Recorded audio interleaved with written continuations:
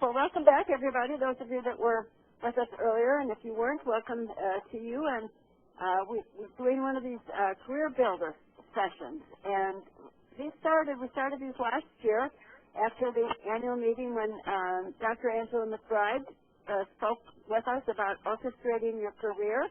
And she had so many things to offer to us, and many things that we didn't get to go into in great depth. So I'm kind of going back and picking up on a few of these topics and things that are, this is to help you develop your career, really, and little tips and tricks and so on. And I do these. I love doing them. And basically what we do here in these sessions, they last an hour. I talk fast. You ask questions. We just try to get some of these ideas, out on the table for you to consider. So, anyway, we're going to go ahead and start.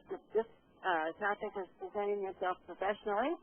And just again to remind you about signing in, be sure that you log in on the web first. And it looks to me like everybody's pretty well set there, but again, remind about the telephone signal. And then this is how it seems to work really well for us to participate. We're going to have all the lines muted, which I'm assuming they are. Tanya does that for us, and of course, if she hasn't, she can.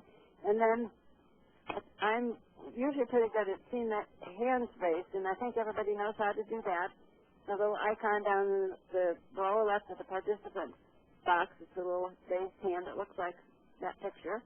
And then I'll call on you, and then you can unmute yourself by pushing the *6 on your telephone and talking, and then putting yourself back on mute. So we had a great session last time. I think we didn't have any disruptions or background noise, and we got some active learning and participation.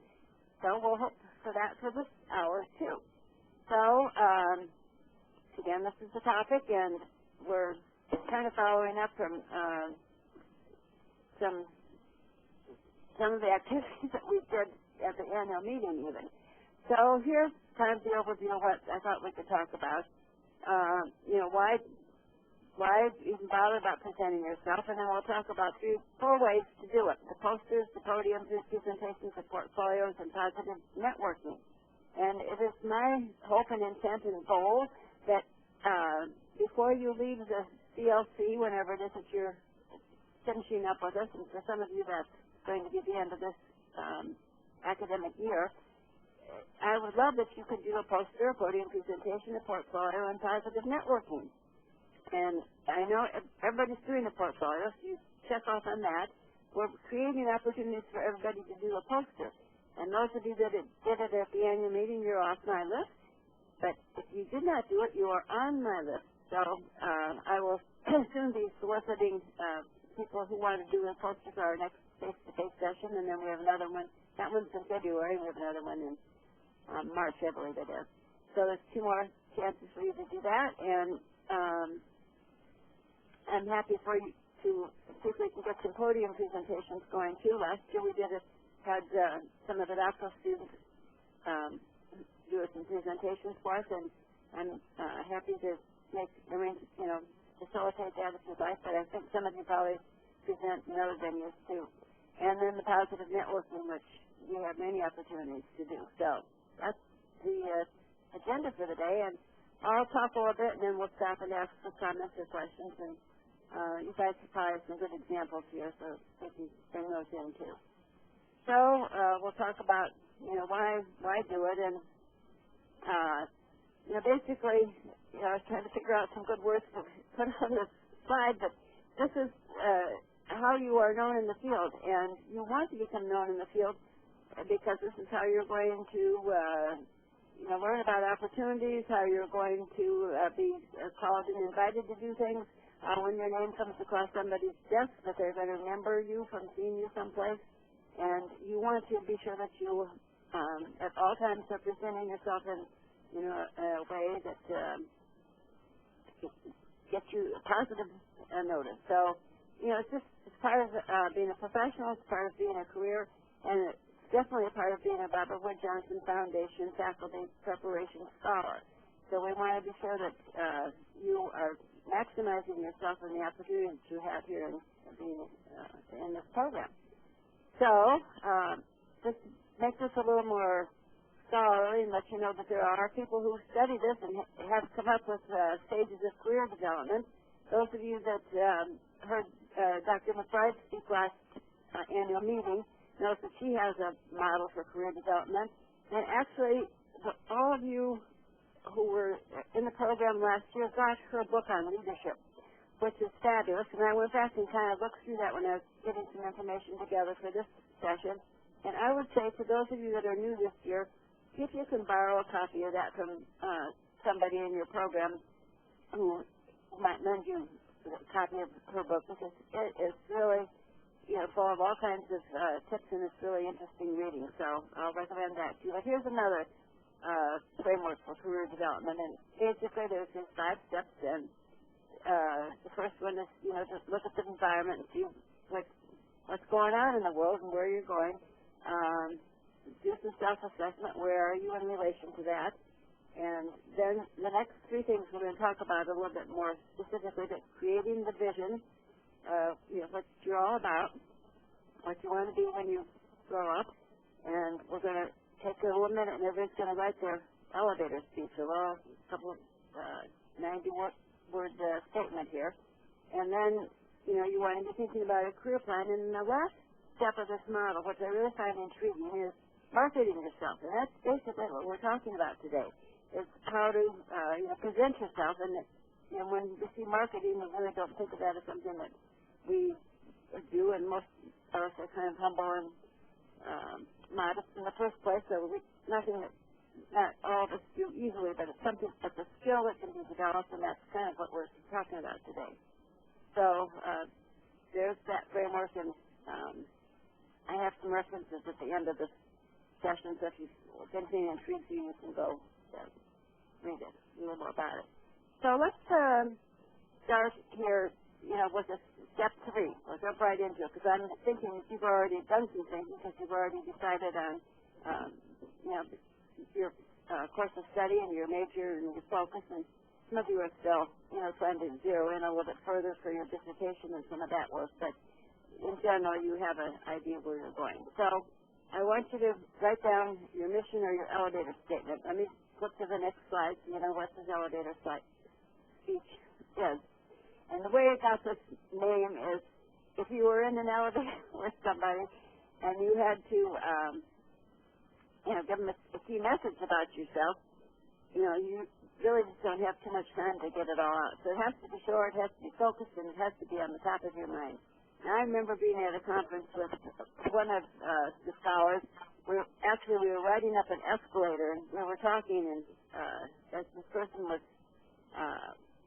kind of talking about their interests, and so I kind of probed, and I said, well, tell me, what are your goals? What are you all about? In other words, I was asking, for the elevator speech, and that this person was able to come up with it. So you want to have it at the ready, because you never know who was going to ask you what it is. And here are the elements. You have to, kind of tailor it for who you're talking to. You're telling your good friends is one thing, but telling the dean of a school of nursing who might be employing you is another. So you want to kind of describe your work and what your strengths and contributions are, and then you kind of need to say, what are you wanting, what kind of action do you want the person who's listening to this to do for you? So you kind of want to have it ready to speak and be ready to go. I'm asking you because I like to know what you guys are up to, because lots of them things come across my desk that I would know what to forward to you. So you can think of me as somebody that you want some action from. But soon you're going to be looking for jobs, and you're going to want some action from the person who's in a position to hire you. So 90 words is what we suggest here, or what was suggested. So I'm going to go back here now. So take a minute. This is another, if you were on the last session, we did kind of a 1-minute paper. This is not a 1-minute paper, but it's a version of that. I want you to do it quick. Write your elevator speech. And then I'm going to ask for some examples. So this is what goes into it.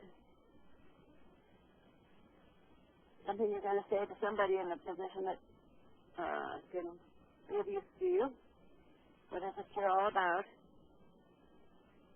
Where are you? What would be helpful to you? So jot the key words.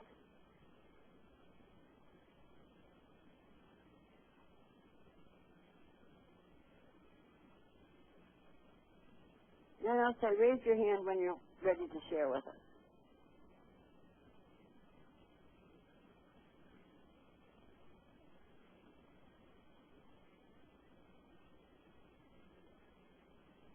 And Mary Ann wants me to, I think she put the icon up. Let's see. What is it? Go faster, go slower. Anyway, I'm probably talking too fast.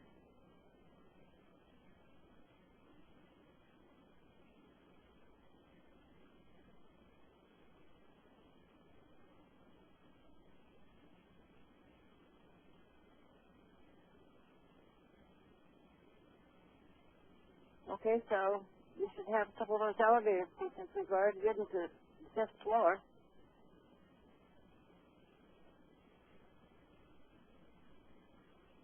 Raise your hand when you have one.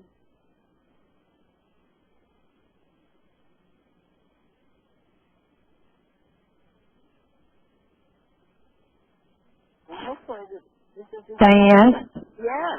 It's Mary Ann.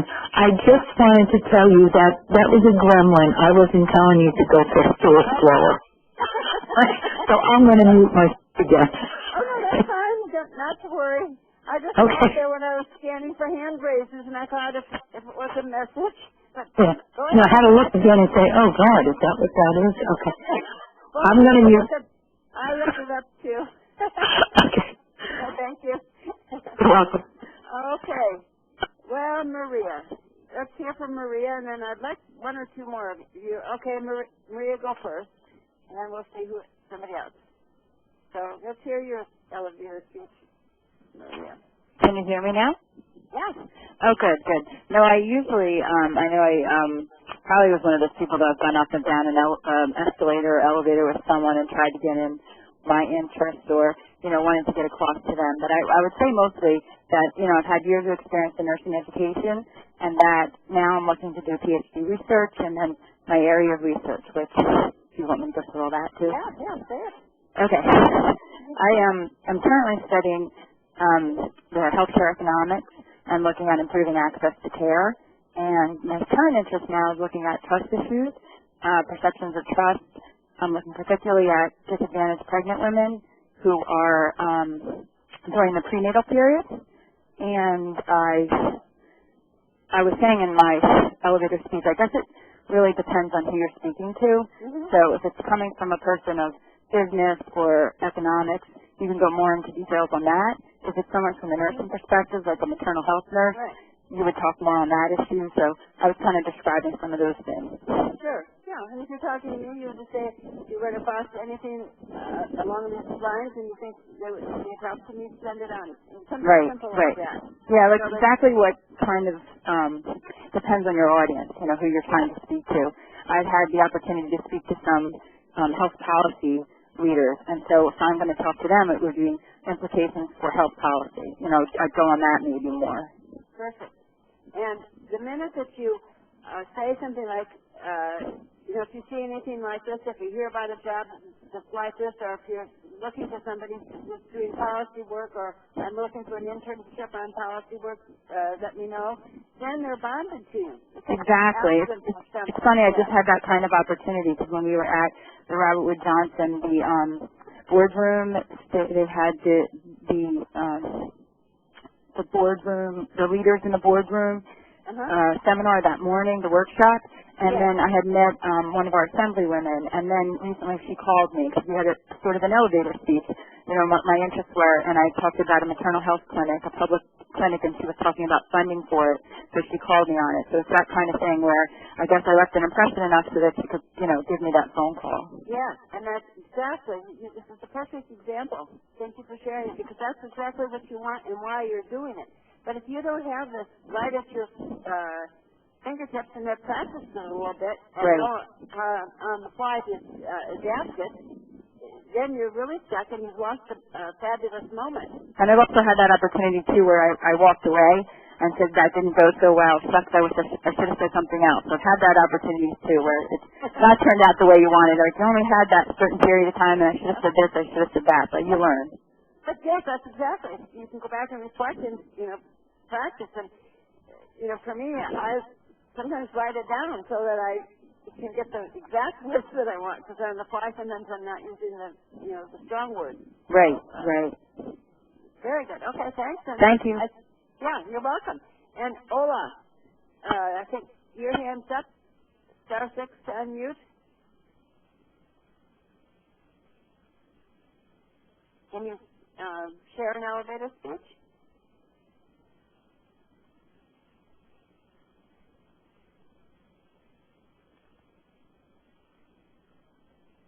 Ola? Oh, I'm going to go to Sheila, and maybe thinking that Ola's hand is just up randomly. So let me go to Sheila, and then I'm going to go to Mary. So Sheila Lynch next, and then Mary Thomas after that. Okay, you can hear me now? I do. Okay. I couldn't come up with 90 words, but No more than 90 words. I wrote something really short. I am interested in all aspects of quality of life as it relates to people with severe mental illness, and I'm especially interested in the ways to relieve their social isolation and to facilitate social integration. Okay. And if you were saying this to somebody at the annual meeting, and it was somebody who is on the board, the advisory board for the NJNI, what would you say to them? Kind of action that you might want? Well, I would talk about ways that psychiatric nurse practitioners can be utilized to work with this population. I think that we're underutilized, in fact, and that there are many examples of really important work that psychiatric nurse practitioners do. Yeah, okay.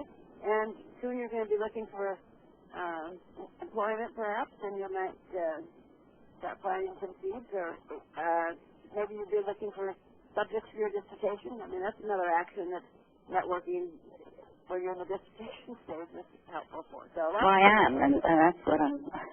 Yeah, that's what I'm doing. And actually, I have. Well, through my little speeches, I've made some contacts at the meetings and gotten involved with some very interesting things having to do with the visiting nurse, Marianne Christopher, and her group. Yes, okay. And I was able to go over there and work with one of their nurse practitioners in working with high ER usage clients, and I was helping with the people who were mentally ill. Oh, okay. So all those things you want to bundle in there and get it adapted and tailored for the people. And I guess you're making to the point, that annual meeting is rich with networking opportunities. We're going to talk about how to network in a little bit, but it's rich. So I'm glad that you were able to, have that happen. Get some outcomes. So thanks for sharing. I'll do Mary, a quick one from Mary, and a quick one from Lisa, and then we're going to move ahead. Hi, am I there? Yeah, you're here. Okay, hi. Hi. But my other question to you is, how do you engage the shyer person? And I think that may be me, so here goes nothing. I'm talking to somebody. Yeah. and We're here's still at the elevator speech. Positive. Okay, here's my elevator speech, and I'm up against somebody right now who may have some way of focusing or directing me to research. And my interest is in providing the elderly with a higher quality of life. And if they're interested, I'm going to continue with, I want to be able to recognize some of the risk factors associated with dementia onset. Well, if they're still interested, I wanted to kind of look at the programs in depression that were related to dementia. And I'm interested for this because I want to see if the learners can recognize some of those onsets, those programs. They could possibly intervene to help that person with that phase of depression or potential dementia onset.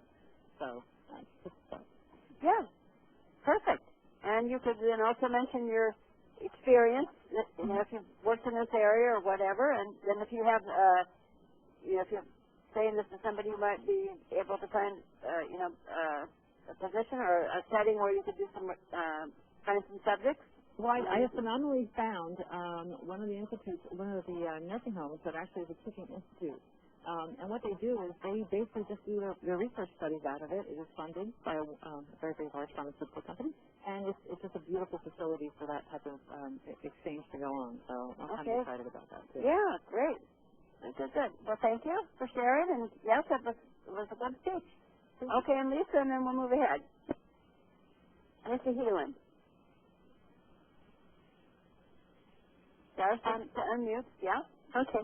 Hi, I'm a doctoral student at Seton Hall University. I want to improve the quality of maternal outcomes by understanding why clinicians and nurses don't follow evidence-based practice guidelines when providing care to laboring women, which is contributing to the very high cesarean surgery rate in the United States. Do you know of how I can get other people to know about this? Okay, so you're looking for somebody to help you raise awareness about the problem. Great, and it's clear what you're all about, and you might add again, you know, what work have you done already in this area, and why you're continuing to work on it. Good job. Okay. All righty.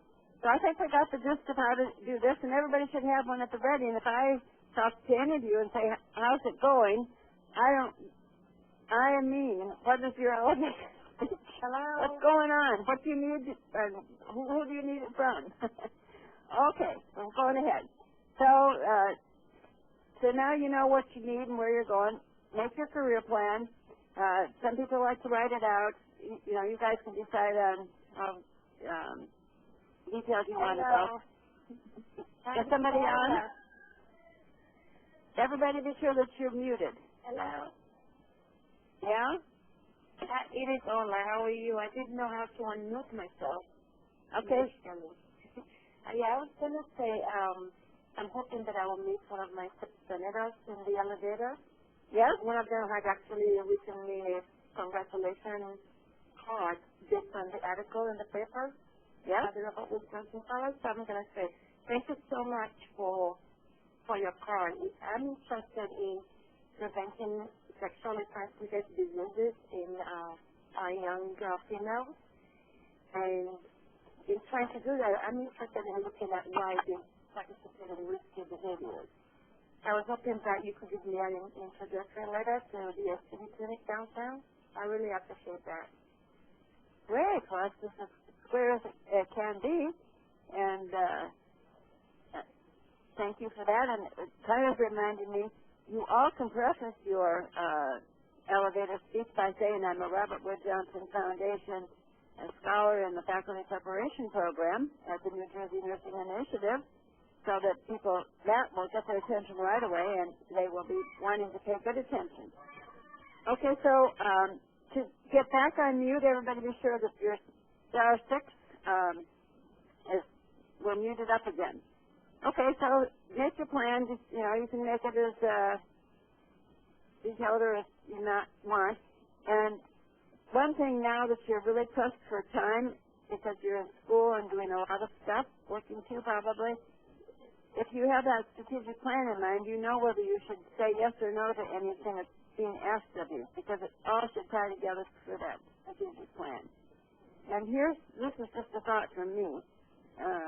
That I do believe that strategic career planning takes time, and you need to be spending close to 5 to 10% of your time on this. And, you know, this is something that gets pushed to the back burner because papers are due or you're tired at the end of a long day and you don't have time to deal with it. But, in fact, if you're going to have a career instead of a job, you need to be nurturing it and thinking about where it's going. So this requires some time keeping your CV up, rewriting that elevator speech, deciding where you're going to, you know, what your next steps are and so on. So always, the rest of your career, give some time to thinking and planning.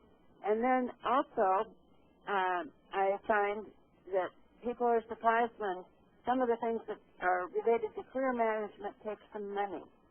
So you're going to want to have business cards, maybe letterheads, these posters, those of you that have done those.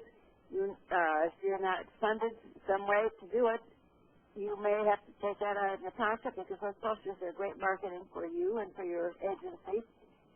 you will be expected to go to conferences and so on, and the budget's certainly not like it ever once was about supporting people to go to conferences. So be sure that you set aside some money or know where you can grab some money, that's related to your career development. And if you need to put it in an account or put some little brackets around it, you want to be sure you have something like that. And these things that you decide to do, you can look at them as an investment in your career. So give some thought to doing that.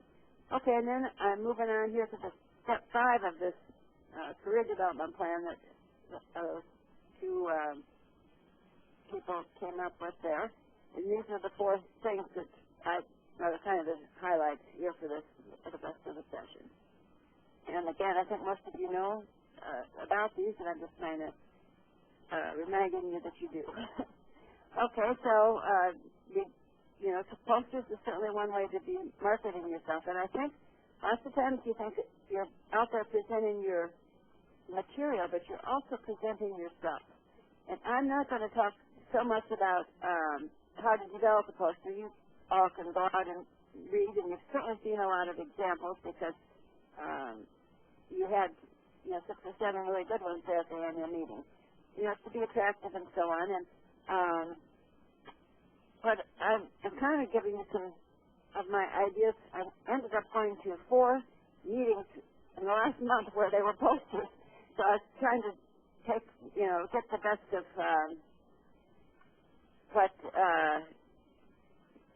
I saw out there. And so anyway, some of the posters got way too much information, and I couldn't grasp it all, and I then ended up moving on. One thing you want to do is be sure that you're, whenever you have a chance to write a grant, be sure that you're building in all those grants want dissemination activities, and you be sure that you put that in the budget. So you'll find out soon how much it costs to make a poster, and you want to be sure that you do that. And some schools or clinical agencies maybe have a little grant fund for supporting poster development. So think about that. And this is, again, the main point of what I'm saying here is that you're presenting yourself as well as the poster. So you want to be sure that your name and affiliation are visible. And I'll have to say, walking around to all these posters, many times I didn't even know who was there, who did it. And if the name was there, sometimes it was so small I had to really went to see it. And another thing about the affiliation, somebody said St. Vincent. Well, is it the St. Vincent Hospital in Indianapolis, or is it St. Vincent someplace else? And if it was Indianapolis, I would have, made an effort to be sure I found that person and have a little chat with them. So you're presenting your organization too. That was one point that Angela Bride makes in her book. Is this isn't just all? It's about you, but it's about who you're representing because you did this work. And if you were funded by somebody, and you all are funded by Robert Johnson Foundation now, so you want to be sure that you're giving them credit. You all should have business cards, and so that people can contact you and you can hand those out if you need them. And this is what I noticed at some of the sessions recently here, is that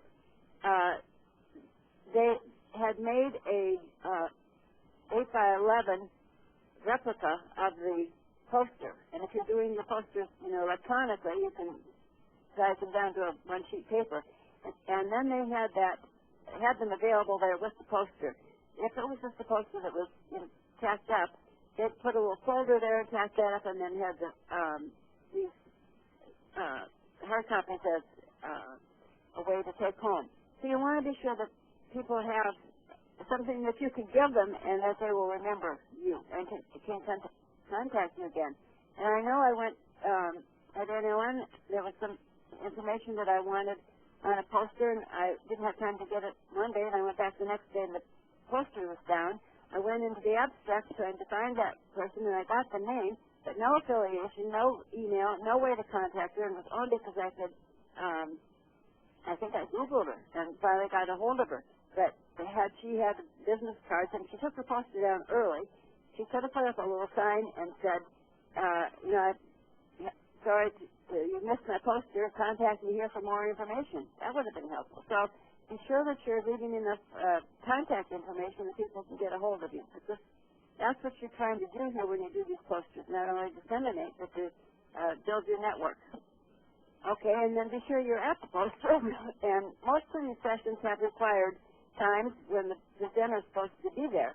And again, at some of these meetings, I walked around and the presenter wasn't there. So be sure that you at least do that.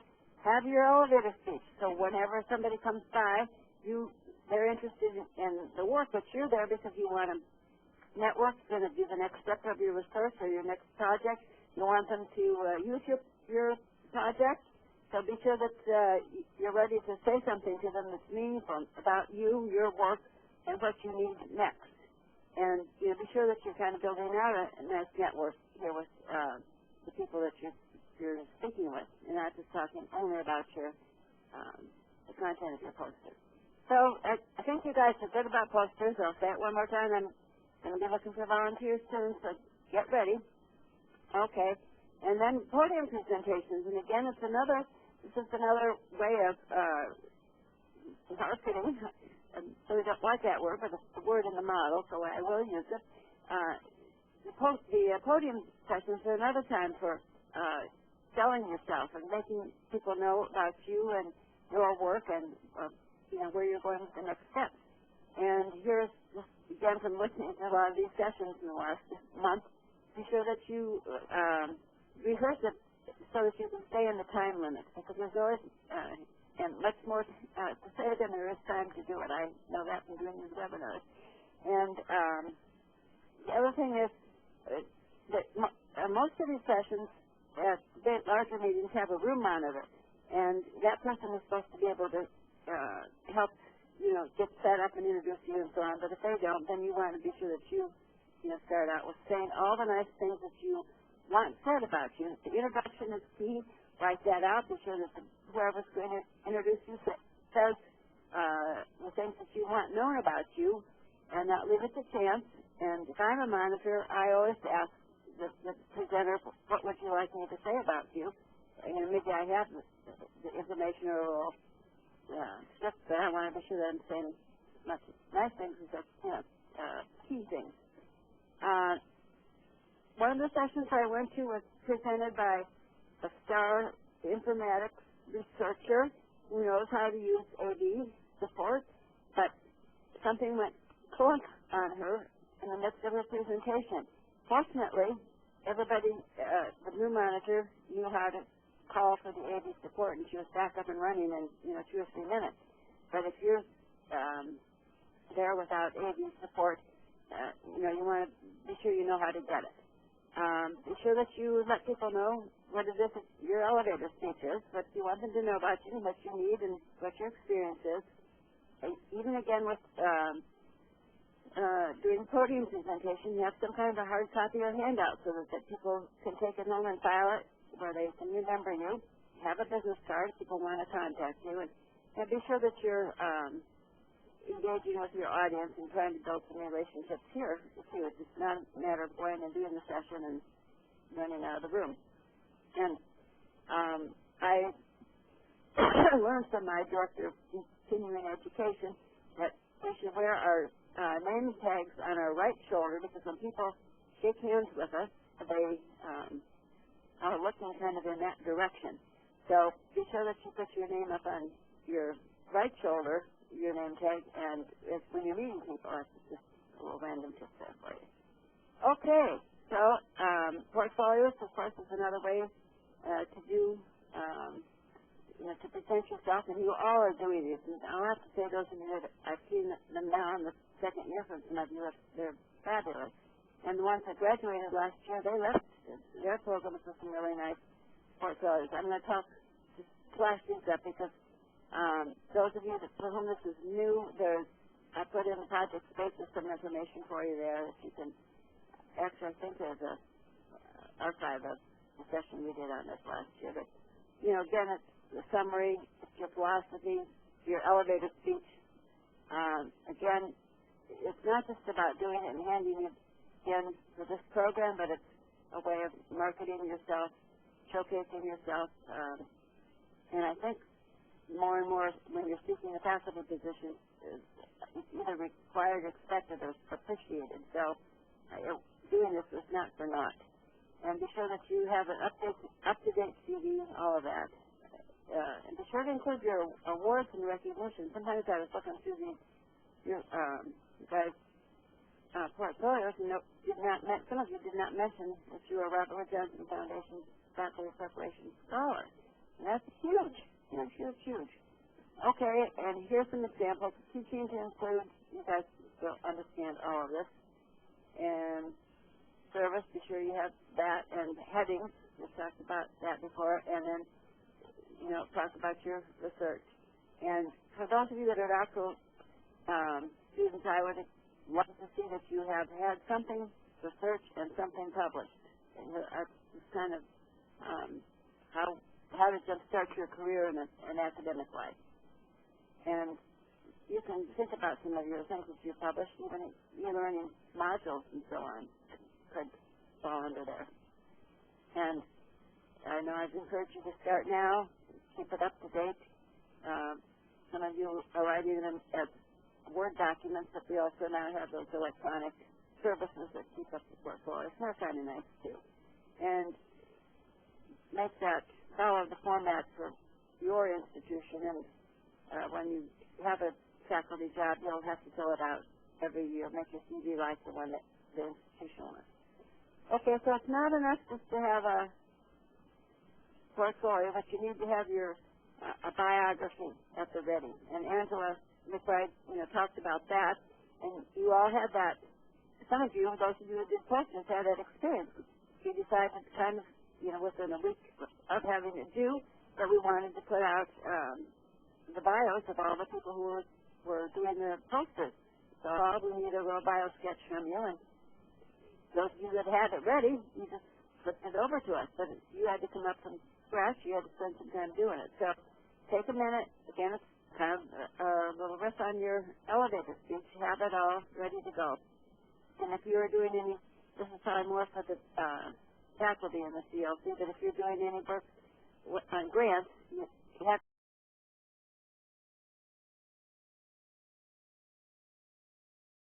and that bio sketch ready is like NIH or HRSA requirements. It's a 2-page form, because people call and say, can you be a consultant to the grant? Can you you want to be on this grant? I need it 2 days from now. I'm on a deadline to get it submitted. And if you have to stop everything and spend an hour or two to get it ready, it's a lot of work. So have something written, a little narrative about where you are. Okay, go on and kind of talk to you a little bit about networking. And again, this is an art and a skill to develop. And I've been around many of you at these meetings, and all of you, at the annual meeting.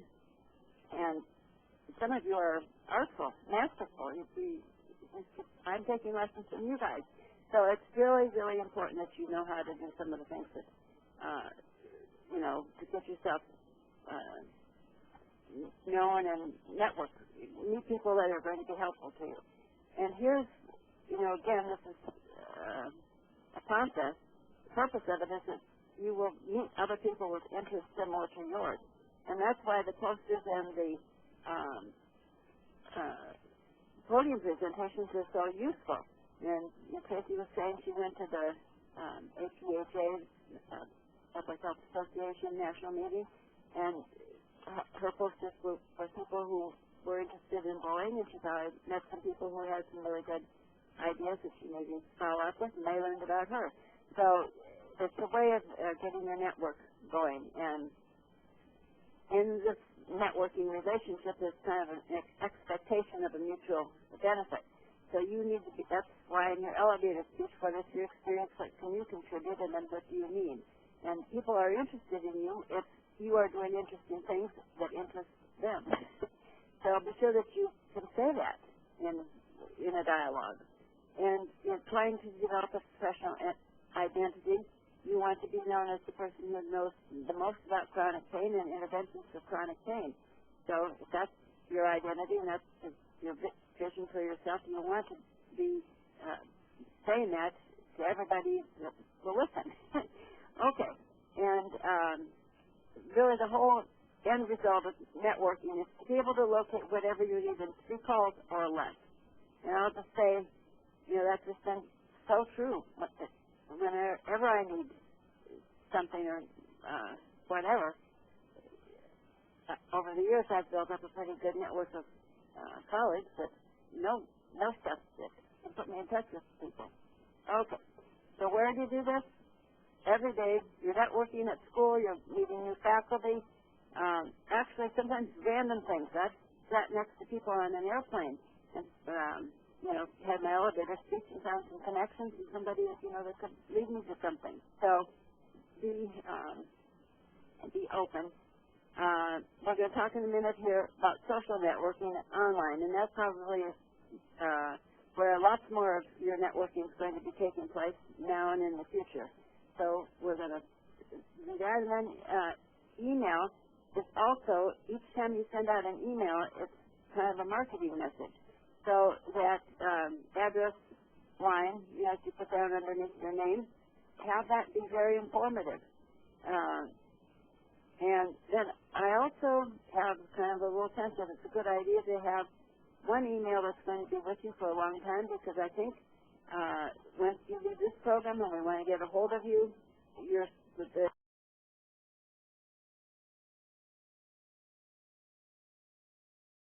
email that you're using now at school won't be available to you, and we won't have an idea how to get a hold of you.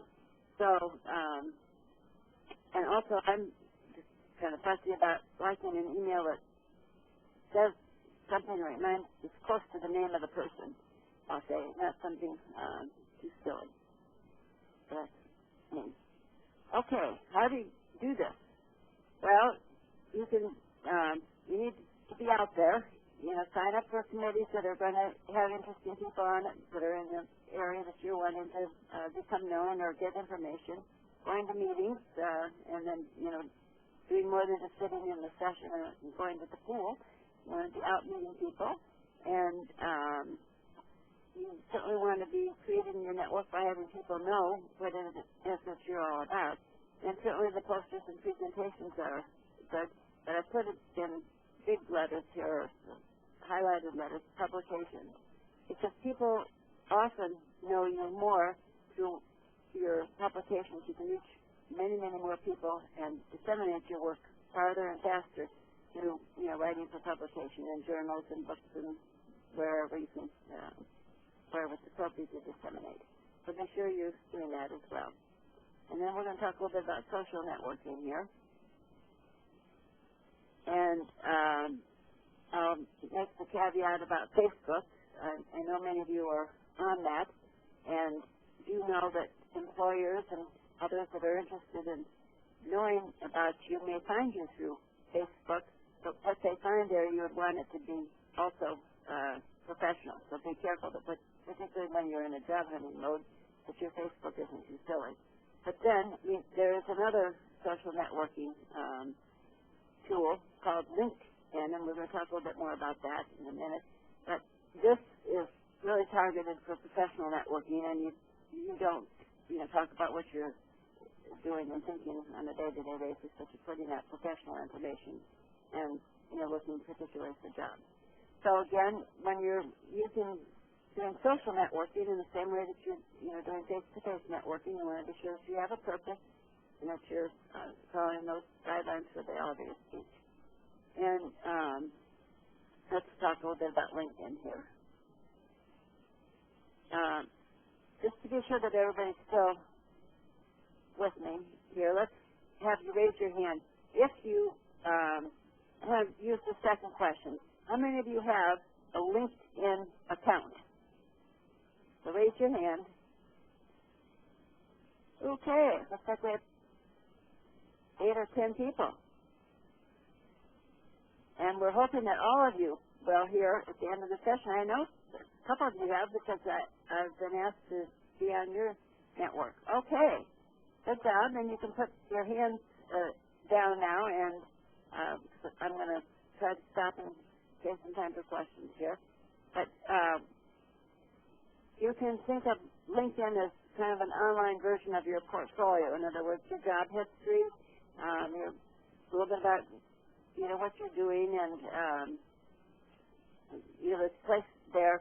You want to kind of build it out that you're putting in enough information about your current position. And I would use Robert Wood Johnson Foundation Scholar as part of whatever you're putting out there.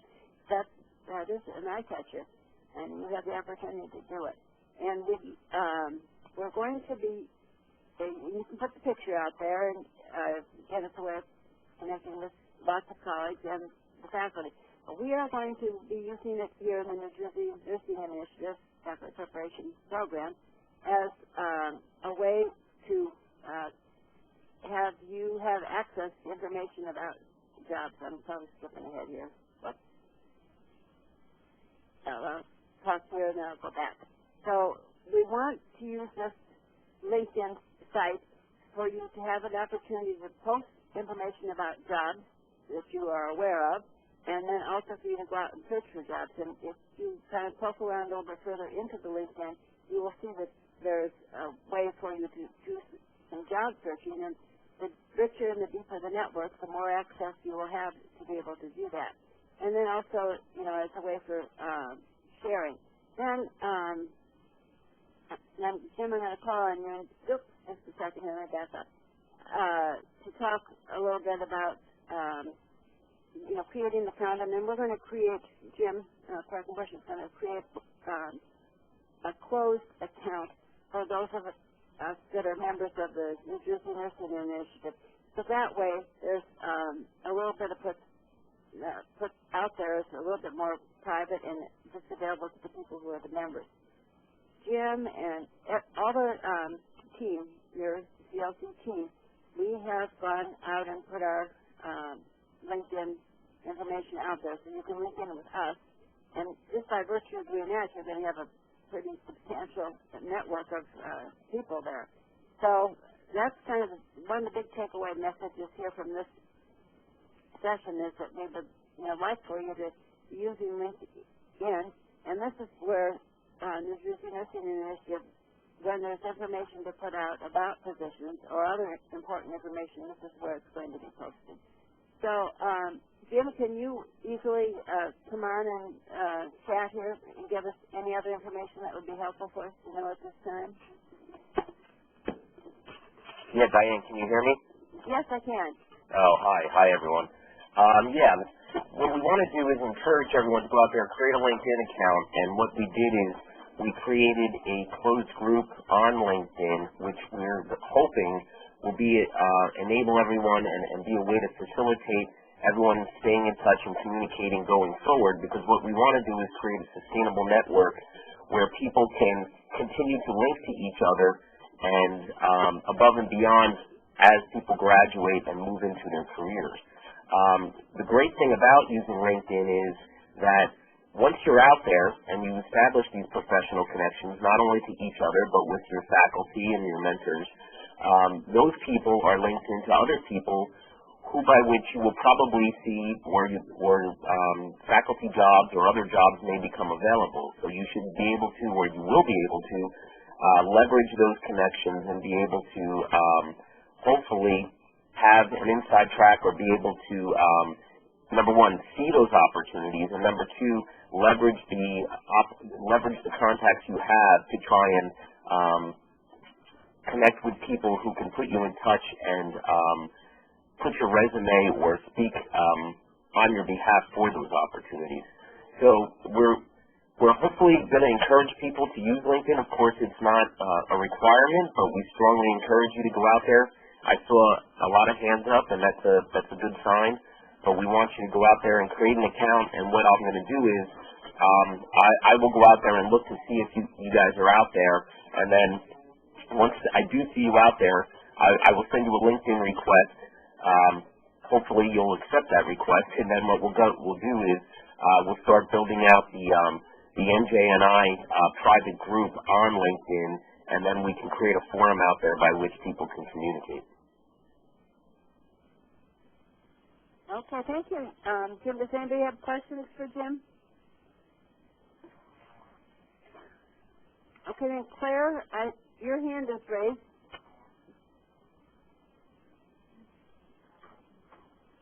Hi, Diane and everyone. I had a question. I received an invitation today from a colleague from New Jersey State Nurses Association for Via Deo Group, and I was wondering if anyone was familiar with this professional online network.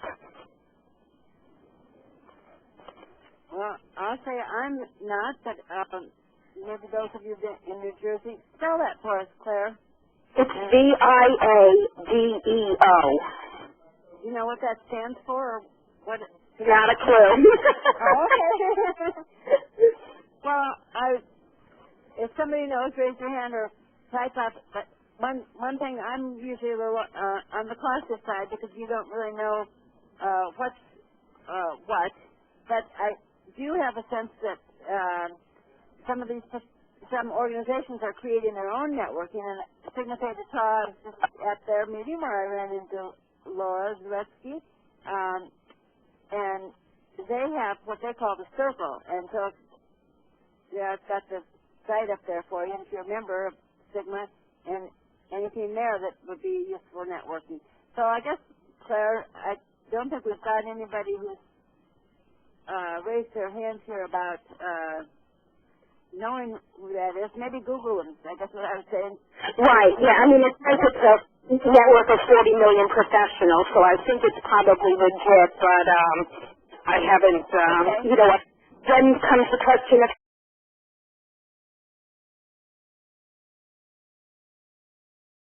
how many networks do you want to be in, and how many?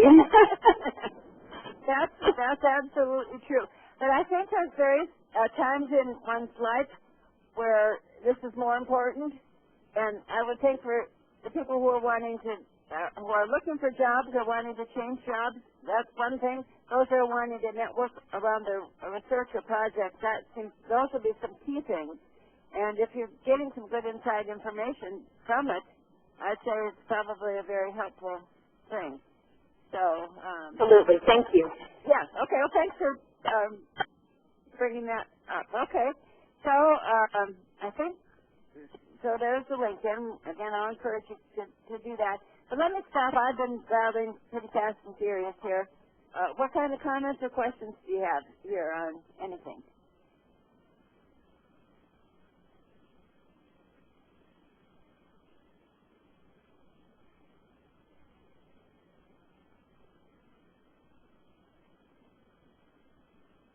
Everything's crystal clear.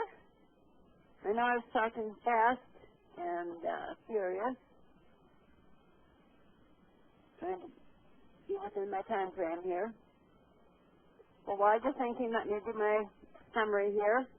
You know, again, this marketing is what we need to do. Start out being a professional and use these to your advantage.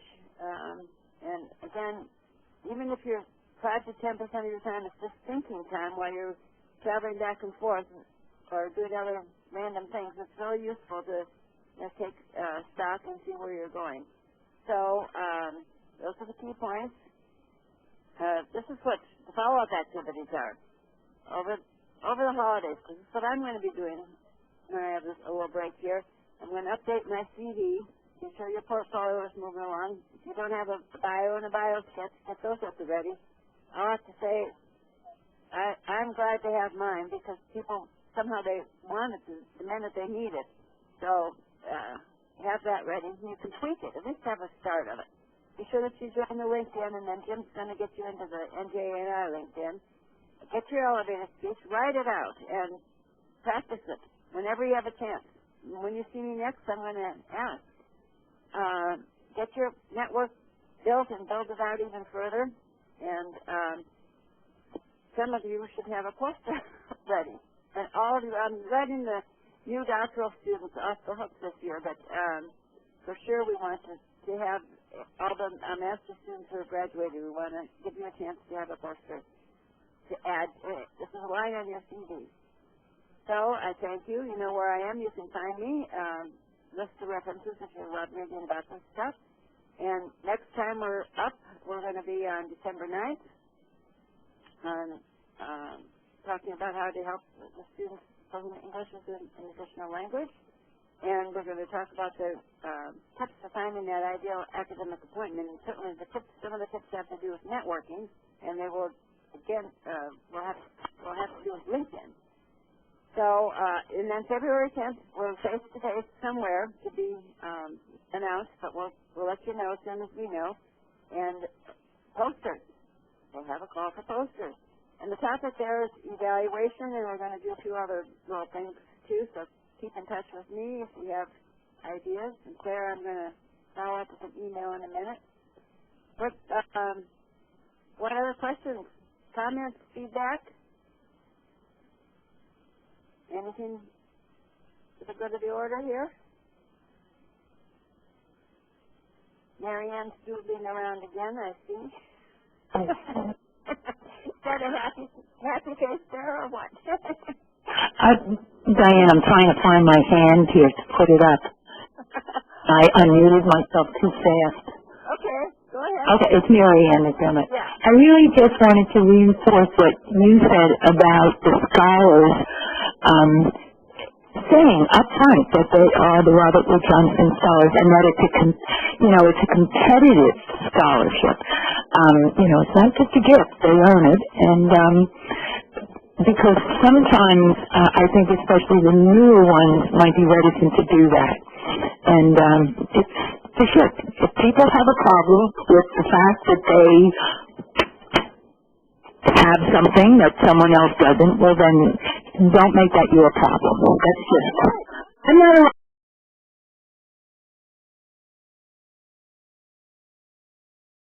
Robert Wood Scholar. So, but I'm so proud of them and I want them to say it, Yeah.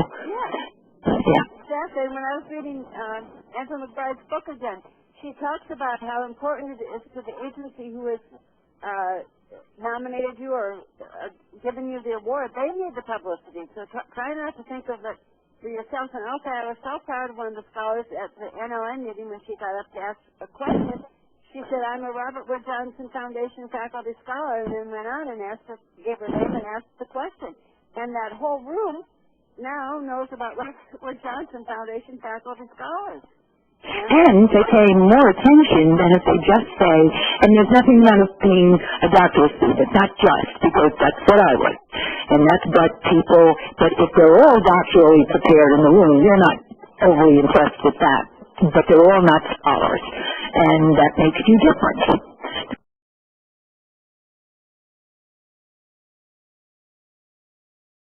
That's all. I'm going to unmute myself and get off my phone. Well, thanks for sharing. And then, Sheila, I see your hand. I think it's up for a comment or question. Just a mistake. Hello? Okay. Yeah. My hand's all still right. up? Your hand is up, but